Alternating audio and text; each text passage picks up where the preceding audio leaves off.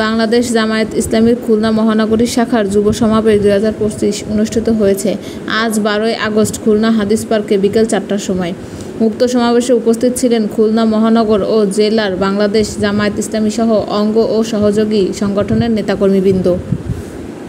খুন, ধর্ষণ, চুরি, ডাকাতি, চাঁদাবাজি, রাহাজানি, ঘের দখল, বাড়ি দখল এগুলোর কোনো কথা ছিল না, কিন্তু আমরা সেটাও খেয়াল করলাম।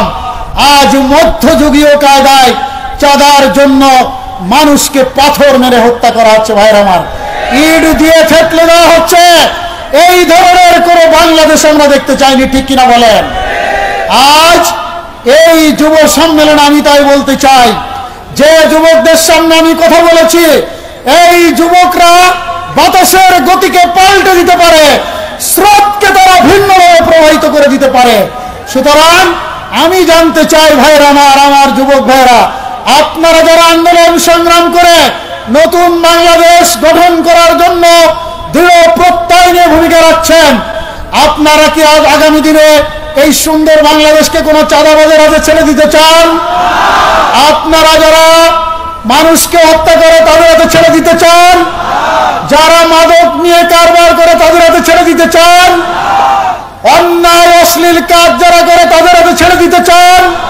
যারা ঘুষ, দুর্নীতি, সুদের সাথে জড়িত তাদের হাতে গিয়ে দেশকে ছেড়ে দিতে চান? তাই যদি আমরা না চাই, তাহলে আজ এই সম্মেলন থেকে সিদ্ধান্ত আমাদের নিতে হবে। ভাইয়ের আমার, আমরা যেমন রক্ত দিয়ে, জীবন দিয়ে, আহত হয়ে, নিহত হয়ে, কেস খেয়ে, জেল জুলুম নির্যাতন সহ্য করে এ পর্যন্ত যারা পৌঁছে যেতে পেরেছে, আগামী দিনে প্রয়োজন হলে আমরা আমাদের বুকের রক্ত ঢেলে দিয়ে একটি নতুন বাংলাদেশ আগামী ফেব্রুয়ারিতে যে নির্বাচন হবে তার মাধ্যমে আমরা গঠন করতে চাই। আপনারা কি রাজি আছেন? সম্মানিত ভাইয়ের আমার, মাস্টার শফিকুল আলম ভাই বলেছেন বাংলাদেশ জামায়াত ইসলামী 7 দফা কর্মসূচি ঘোষণা করেছে। এই 7 দফা কর্মসূচির মধ্যে সবকিছুই আছে।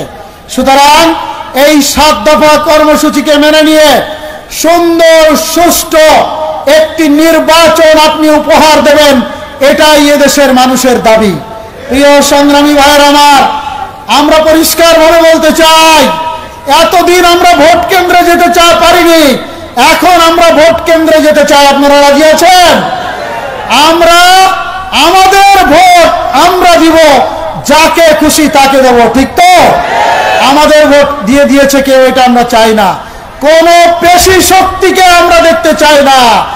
আমরা সুন্দর মতামত নিয়ে মানুষ যাদের পক্ষে রায় দেবে তারাই আগামী দিনের ক্ষমতায় যাবে, আমরা এটাকে বিশ্বাস করি। সংগ্রামী বন্ধুগণ, তাই আসুন আগামী দিনের সুন্দর একটি বাংলাদেশ গঠনের জন্য আলেম ওলামারা সহ সকলে মিলে ঐক্যবদ্ধভাবে একটি ভূমিকা পালন করার জন্য সংগ্রাম সাধনায় লিপ্ত হয়েছে। মানুষ সবাইকে দেখেছে, ফ্যাসিস্ট হাসিনাকে দেখেছে, অন্যদেরকেও দেখেছে। আজ সাধারণ মানুষ একটি স্লোগান তুলছে, তা হলো এই, সবাইকে দেখা শেষ, আগামী দিনের বাংলাদেশ হবে ইনশাআল্লাহ ইসলামের বাংলাদেশ। সেই বাংলাদেশকে বিনির্মাণ করার জন্য আমার যুবক ভাইরা, আপনারা কি রাজি আছেন? হাত উঁচু করে রাখেন, কারা রাজি আছেন? আল্লাহ আমাদের এই সকলের তামান্নাকে কবুল করুন। আপনাদের সকলকে অসংখ্য ধন্যবাদ এবং মোবারকবাদ জানিয়ে আমি আমার বক্তব্য এখানেই শেষ করছি। আখিরু দাওয়ানা আলহামদুলিল্লাহি রাব্বিল আলামিন। আসসালামু আলাইকুম ওয়া রাহমাতুল্লাহি ওয়া বারাকাতুহু।